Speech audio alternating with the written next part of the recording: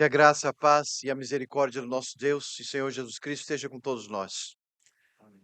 Meus queridos irmãos, é um privilégio estar aqui mais uma vez, com a amada igreja, com os irmãos. Trago as saudações da nossa igreja também, Igreja Batista Margem Sul, que já está em oração pelos irmãos, e agradeço essa parceria no reino de Deus, essa fraternidade em Cristo, sendo igrejas co-irmãs, com a mesma confissão, pregando o mesmo evangelho, servindo ao Senhor juntos nesta terra. Meus queridos irmãos, sem mais delongas, vamos abrir as nossas Bíblias nos Salmos 3 e 4. A minha intenção nessa manhã é trazer a exposição desse texto, inspirado pelo nosso Senhor, através do profeta rei Davi. Lemos esse salmo juntos porque na liturgia, na história do povo de Deus, muitas vezes esses salmos eles foram organizados dessa forma nas Escrituras, para serem colocados dentro da liturgia, porque eles têm ligações teológicas. E aqui, meus irmãos, nós teremos nesta manhã a palavra de Deus. Salmo 3 e 4. Salmos 3 e 4. Salmo de Davi, quando fugia de Absalão, seu filho. Senhor, como tem crescido o número dos meus adversários. São numerosos os que se levantam contra mim. São muitos os que dizem de mim, não há em Deus salvação para ele. Porém, tu, Senhor, és o meu escudo, és a minha glória e o que exaltas a minha cabeça. Com a minha voz clamo ao Senhor e ele do seu santo monte me responde. Deito-me e pego no sono, acordo porque o Senhor me sustenta. Não tenho medo de milhares do povo que tomam posição contra mim de todos os lados. Lembra-te, Senhor, salva-me, Deus meu, pois feres nos queixos a todos os meus inimigos e aos ímpios quebras os dentes. Do Senhor é a salvação e sobre o teu povo a tua bênção. Salmo de Davi, ao mestre de canto, com instrumentos de cordas. Responde-me quando eu clamo, ó Deus da minha justiça. Na angústia me tens aliviado. Tem misericórdia de mim e ouve a minha oração. Ó homens, até quando tornareis a minha glória em vexame, e amareis a vaidade, e buscareis a mentira? Sabei, porém, que o Senhor distingue para si o piedoso. O Senhor me ouve quando eu clamo por ele. Irai-vos e não pequeis. Consultai no travesseiro o coração e sossegai. Oferecei sacrifício de justiça e confiai no Senhor. Há muitos que dizem: quem nos dará a conhecer o bem? Senhor, levanta sobre nós a luz do teu rosto. Mais alegria me puseste no coração do que a alegria deles, quando lhes há fartura de cereal e de vinho. Em paz me deito e logo pego no sono, porque, Senhor, só tu me fazes repousar seguro. Amém. Oremos. Pai, muito obrigado, ó Deus, pela tua palavra. Obrigado, ó Deus, porque ela traz conforto para os nossos corações e nos exorta ao mesmo tempo. Hoje, ó Deus, pedimos que o Senhor venha falar aos nossos corações mais uma vez, ao entendermos como tudo isso se aplica em Cristo e por causa de Cristo ao teu povo nesta manhã. Oramos, ó Deus, agradecidos por ela, pela tua palavra e agradecidos porque o Senhor, com teu poder, vem nos edificar. Nós oramos em nome de Jesus. Amém. Amada congregação, queridos irmãos, nós nos reunimos aqui com certeza pela graça e pela misericórdia do Senhor nessa manhã, porque as Escrituras nos convocam a estarmos juntos, a buscarmos nessa jornada de fé que o Senhor nos deu, uma vida piedosa que demonstra o caráter de Cristo em nossas vidas. E sim, vivemos num mundo que, apesar de repleto de graça, com coisas maravilhosas acontecendo em todos os lugares, vivemos num mundo também que é palco de justiça, de injustiças e de maldade. Não é com espanto que vemos o que estamos ouvindo e vendo o que estamos vendo, melhor dizendo. Não é com espanto que ouvimos notícias de queridos irmãos que estão passando por mais duras lutas neste exato momento. Esta semana mesmo eu recebi uma mensagem de um colega de missão, ah, da IMF, um colega de missão que é pastor e que neste momento está à frente da batalha no exército ucraniano. E por ser um pastor, foi convidado a ser capelão do exército ucraniano. Ele mandou notícias e pediu oração, porque entre o campo de batalha e Kiev, ele faz essas visitas para dar assistência para os soldados e dar assistência para as famílias. E há um tempo atrás, a sua esposa começou uma reunião com as mulheres dos militares. Essa reunião começou com mulheres militares, agora essa reunião, na sua maioria, é uma reunião de viúvas de militares. Ouvimos algumas semanas atrás que uma menina de 3 anos aqui em Portugal foi violentamente assassinada a golpes por causa de uma dívida da sua mãe. Ouvimos essa semana que bebês foram torturados na faixa de Gaza.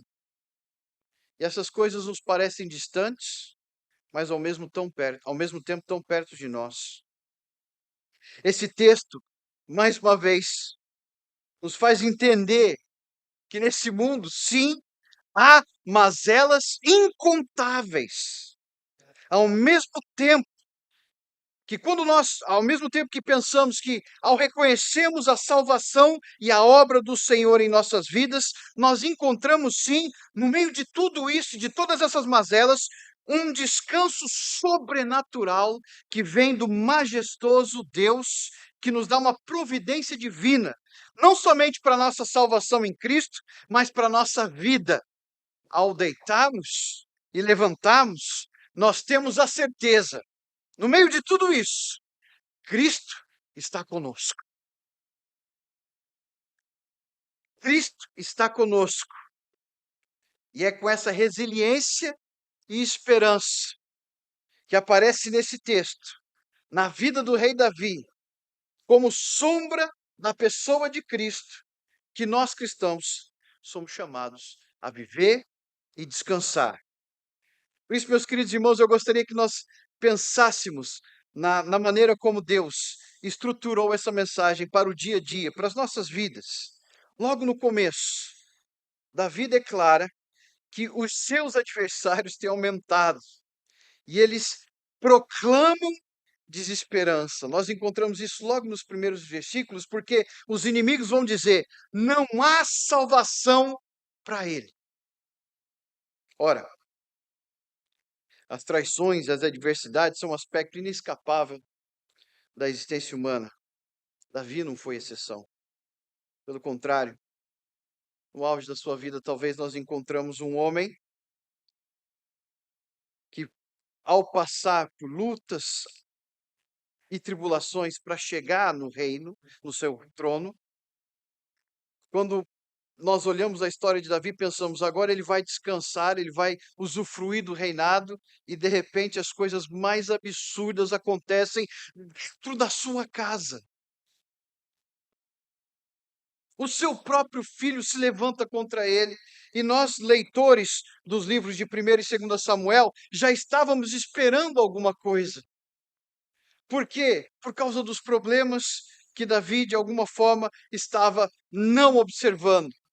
Eu não vou dizer que o que está acontecendo aqui era culpa dele ou do pecado, mas há aqui uma realidade. A história da humanidade é marcada por isso. Há um Deus soberano que cuida de nós, ao mesmo tempo que nós somos responsáveis por aquilo que fazemos e também vivemos num mundo rodeado de pecado e de mazelas por causa desse pecado. Absalão mata o seu irmão porque o seu irmão cometeu incesto com a sua irmã. Absalão tem que fugir, depois ele volta. Há uma complicação enorme dentro da casa de Davi e há uma falta de perdão entre Davi e Absalão, mas parece que as coisas agora vão se consertar. Absalão volta para Jerusalém, mas ele volta com a intenção de trazer vingança contra o seu pai. É nesse contexto que Davi tem que fugir de Jerusalém. Davi tem que fugir de Jerusalém às pressas com a sua família, com aqueles soldados mais fiéis a ele. E eles vão, na calada da noite, eles chegam na beira do território, dentro de o que hoje nós chamamos de Palestina, né, entre o Jordão e o outro lado. E lá, nesse momento, nós entendemos o contexto desse salmo. Com o povo exausto, ele tinha que tomar uma decisão: passar o Jordão. Ele tinha que tomar uma decisão porque Absalão estava pronto para vir atrás dele.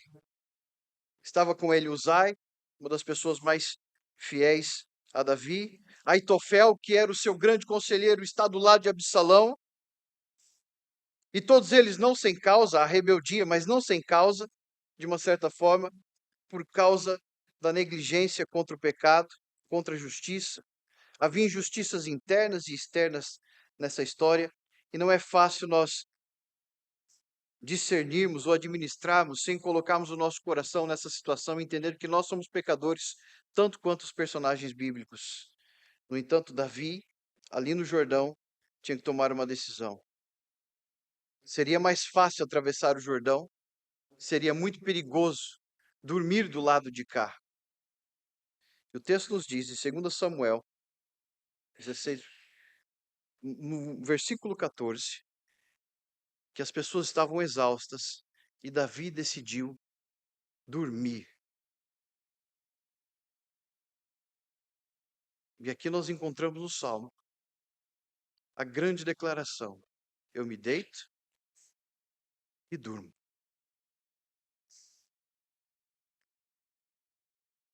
Esse ungido de Deus sofreu traição dentro da sua própria casa.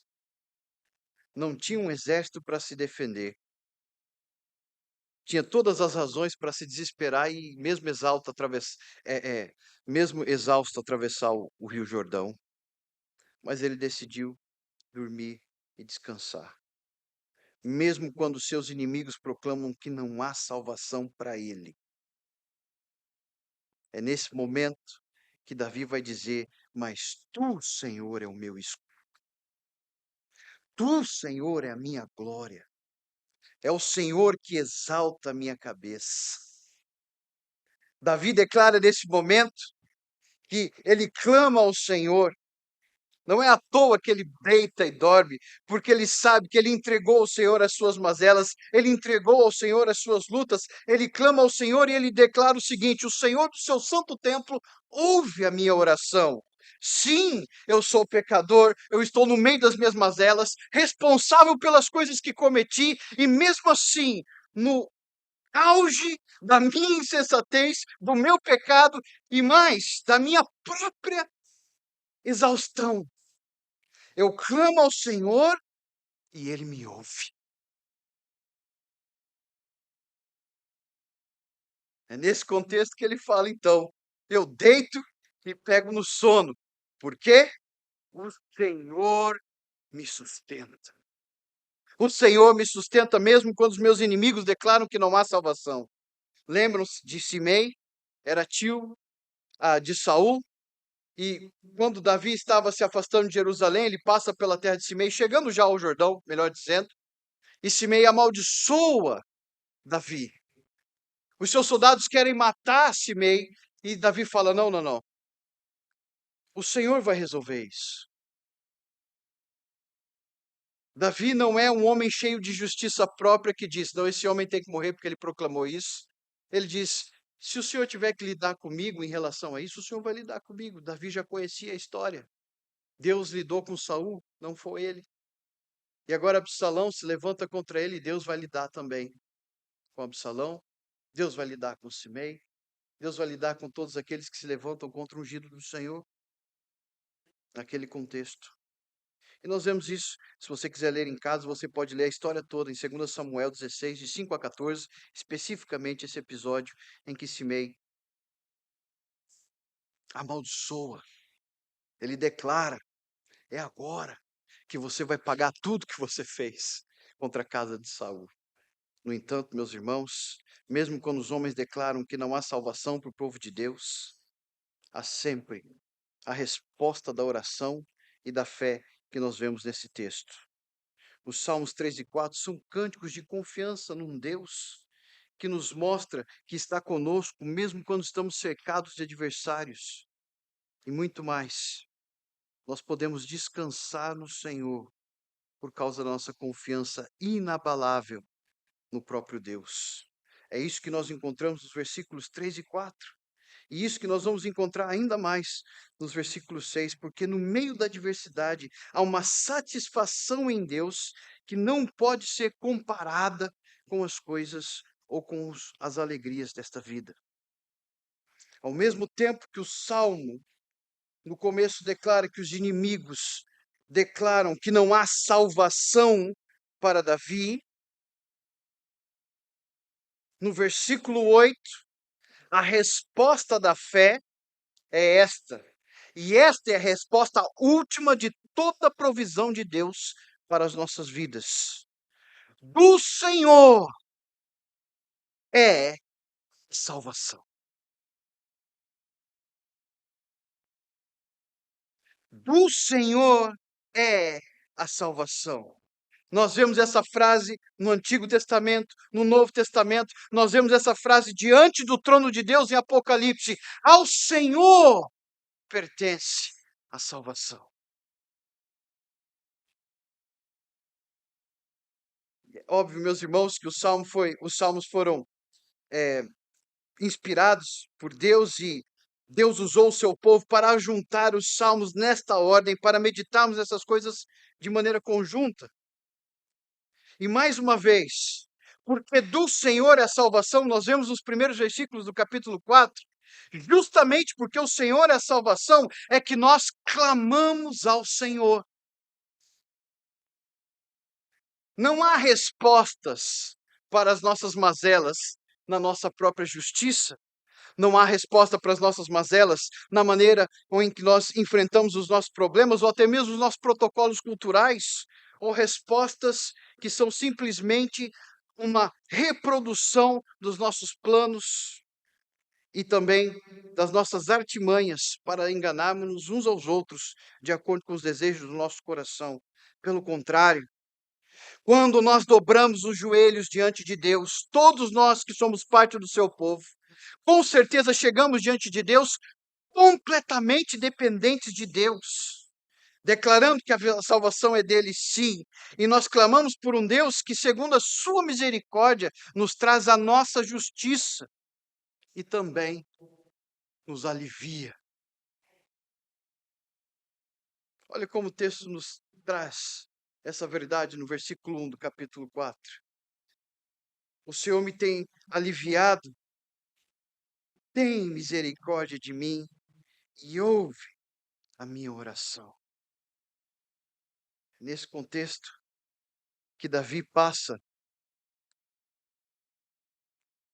a nos mostrar nos dois textos que ainda que haja a injustiça humana no dia a dia, e nós sofremos disso, talvez não em grande escala, mas sofremos disso porque todos nós sofremos por causa do pecado do ser humano. Assim como os inimigos de Davi zombavam dele, assim como cristãos hoje passam por zombarias no dia a dia, nós também podemos perceber quanto é verdade as declarações do salmista que são cumpridas em Cristo. E a pergunta que nós temos para a sociedade de hoje, para os pensamentos em voga que colocam em causa a própria existência de Deus, é esta: até quando os homens tornarão a minha glória em vexame? Até quando? Há sim um senso de justiça em Davi. Há sim um senso de justiça, não de justiça própria, mas um senso de justiça por causa da própria santidade de Deus, que também vemos, por exemplo, no livro de Abacuque. Até quando? Até quando vão zombar da minha glória? Não a glória que o homem pensa das suas vitórias, das suas conquistas, mas nesse caso, a glória de Davi é o próprio Deus. A glória de Davi é a aliança que Deus tem com o seu próprio povo. Até quando esses que se levantam contra a palavra, que quebram a lei, até quando esses que se levantam contra as estruturas que Deus estabeleceu nesse mundo, quando esses vão trazer vergonha, quando na verdade esta é a verdadeira glória de Deus que reluz sobre todos os homens. Até quando? E sim, nós podemos no dia a dia pensar as mesmas coisas, olharmos para essa criança que morreu aqui em Portugal e pensarmos, Senhor, até quando? Olharmos para aquilo que está acontecendo nos conflitos que estamos vendo e dizer, até quando, Senhor? Ou olhar para essas mulheres que, tanto da Rússia quanto da Ucrânia, estão ficando viúvas. Até quando? Até quando as mazelas do pecado vão nos afetar como os cristãos nos dias dia, no dia a dia? Até quando sofreremos por mentiras, por calúnias? Até quando as pessoas vão transformar aquilo que deve ser o âmago da glória da existência daqueles que foram criados à imagem e semelhança de Deus em vergonha? Até quando as pessoas vão ter vergonha de ter filhos? Porque nesse mundo as pessoas quase que têm que pedir desculpa para ter filhos. Porque a economia não está bem, como é que você vai ter filho? Até quando as pessoas vão ter pedir praticamente licença para serem pessoas e famílias normais, homens e mulheres criados à imagem e semelhança de Deus, para viverem nessa terra, desfrutarem daquilo que Deus criou? Até quando as pessoas vão ter que pedir licença para isso numa sociedade que condena o que Deus criou e condena as estruturas que Deus fez? Até quando? É a oração de Davi e a oração respondida em Cristo, porque em Cristo nós teremos resposta para tudo isso. Mas a pergunta não para por aí. Até quando os homens amarão a vaidade? É a pergunta de Davi. E é óbvio que os salmos foram colocados dessa forma, porque Davi está pensando: até quando Absalão, aqueles que estão com ele, estão presos nas coisas desse tempo, focados nas ideias desse mundo, e o que forma a cabeça deles é este tempo. Até quando serão cegos pelo Deus deste século? Presos na temporalidade de coisas vãs, dinheiro, poder, prazeres pecaminosos, a ponto de um filho se levantar contra o seu próprio pai.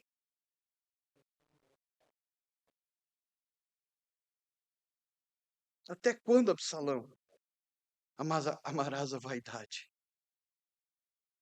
Até quando, humanidade, vocês amarão as suas construções ideológicas, os seus carros, os seus bens acima de Deus? Até quando o homem continuará a se enganar, dando desculpas para justificar a sua crueldade? Isso pode parecer distante de nós, e eu estou pensando aqui, ao falar essas palavras, até quando os terroristas vão agir como agem? Mas é fácil nós pensarmos distante de nós. Porque Davi não fala só para os seus inimigos, ele está falando de forma que perpassa o tempo e chega até os nossos corações, e nós também, ao ouvirmos essa exortação e esse exemplo que nós vemos em que ele descansa como Jesus, no meio da tempestade, Jesus está dormindo, e quando os discípulos o acordam, ele diz: homens de pouca fé, por causa disso.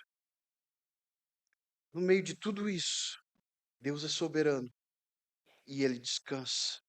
É justamente dessa autoridade de Cristo que nós somos chamados a olhar para dentro de nós nesta manhã e pensarmos: até quando eu também não sou um desses que buscam a vaidade e a mentira, que justificam o meu pecado? É por isso que no versículo 3, Davi vai nos dizer: saibam disso todos. O Senhor distingue para si quem é piedoso.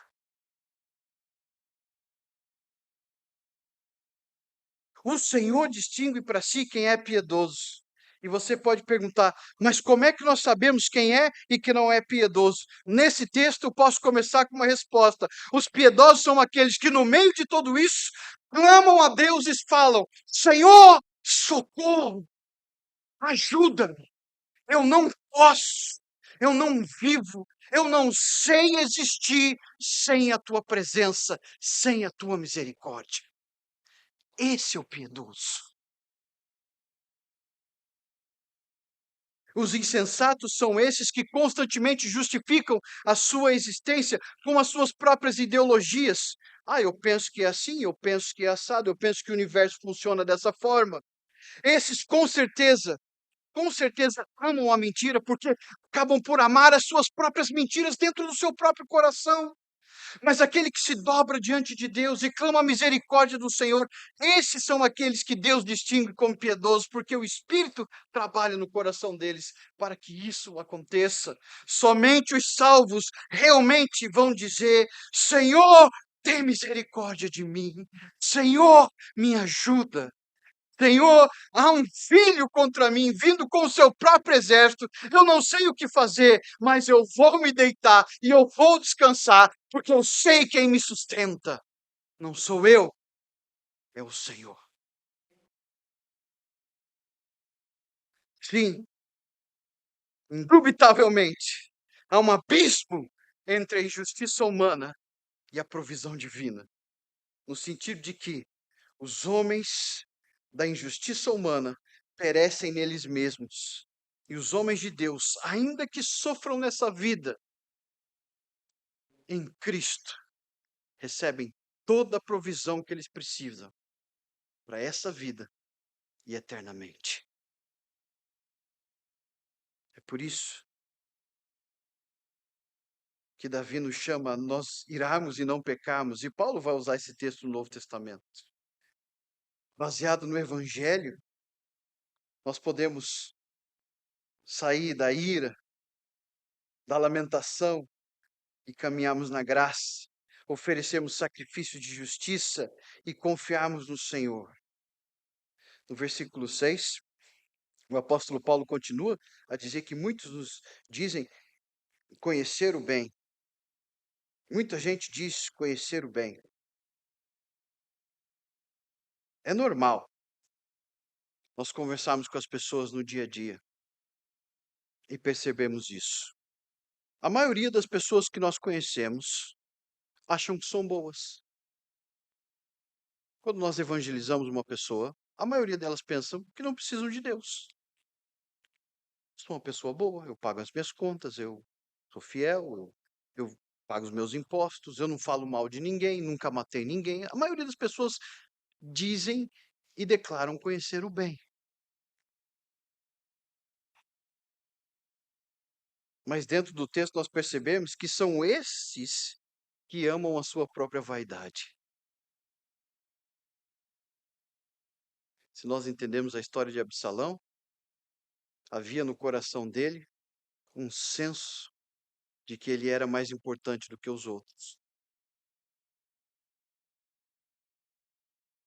ou que ele era uma pessoa boa, porque se levantou para matar Amnon, como se a justiça viesse das suas mãos. Sim, houve a negligência de Davi, mas também houve a vaidade de Salomão. A diferença de Absalão, perdão. A diferença entre um e o outro é o arrependimento. Davi se humilha diante de Deus e Absalão se exalta diante dos homens. Quem é destruído? Absalão. Sabem por que Davi pode deitar e descansar? Porque ele sabe que, mesmo sendo um pecador, Deus é misericordioso para com ele.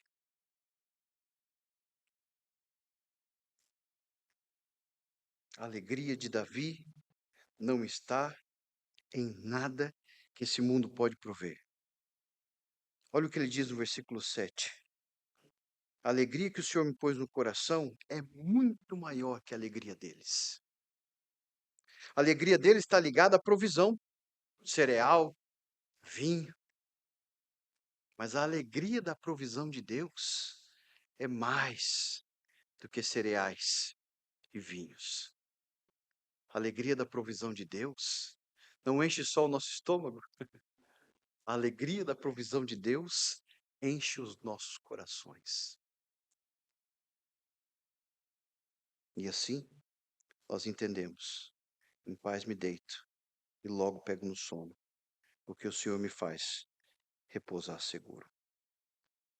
Hoje, nós confrontamos a nossa vaidade e clamamos o descanso de Deus. Hoje, nós clamamos diante do Senhor, que o Senhor venha ter misericórdia de nós, que o Senhor venha nos fazer repousar no meio de tantas mazelas que estamos vendo no mundo. Por muito tempo, acho que desde a Segunda Guerra Mundial, talvez seja a minha idade, eu não sei, talvez os irmãos tenham visto mais conflitos, não sei. O fato é que, ao entendermos as notícias do dia a dia, estamos um tanto apavorados, fraquezas no coração humano. No entanto, para o povo de Deus, há um descanso que perpassa todas as provisões dos homens. É a providência divina que nos foi dada em Cristo Jesus, para mesmo na jornada de alienados a este mundo, sermos cheios de esperança, porque Ele está conosco. Se você está aqui nessa manhã e não tem essa paz, se você está nessa manhã e nunca clamou ao Senhor pedindo que Ele tenha misericórdia de si, em nome de Jesus eu peço, eu imploro, porque sei que a sua salvação está desta forma colocada diante de si. Creia no Senhor Jesus. Creia no Senhor Jesus, porque Ele é alguém e é a única paz que pode ser dada ao seu coração para que você, no meio das mazelas, das loucuras, das confusões dessa vida, possa fazer você deitar e dormir em paz e esperar com certeza alegre no coração o dia em que Jesus voltará para resolver todas as injustiças do ser humano, todas elas. Porque a maior delas pagou pelas injustiças daqueles que serão salvos. A cruz do Calvário. Se você crê que Jesus morreu e ressuscitou, clama a Ele neste momento. E a Bíblia é muito clara. Ele te salvará. E para nós que somos cristãos, ouvimos a exortação de Davi, junto com Paulo, usando essa mesma lógica no Novo Testamento: irai-vos e não pequeis. Por quê? Porque o Evangelho nos consola. Porque o Evangelho nos dá conforto em qualquer situação. Ainda que os inimigos se levantem e digam, não há salvação para eles, nós sabemos, a salvação pertence ao Senhor. E é por isso, meus queridos irmãos, que nós nos deitamos e dormimos, porque Deus está conosco. E que Deus nos abençoe.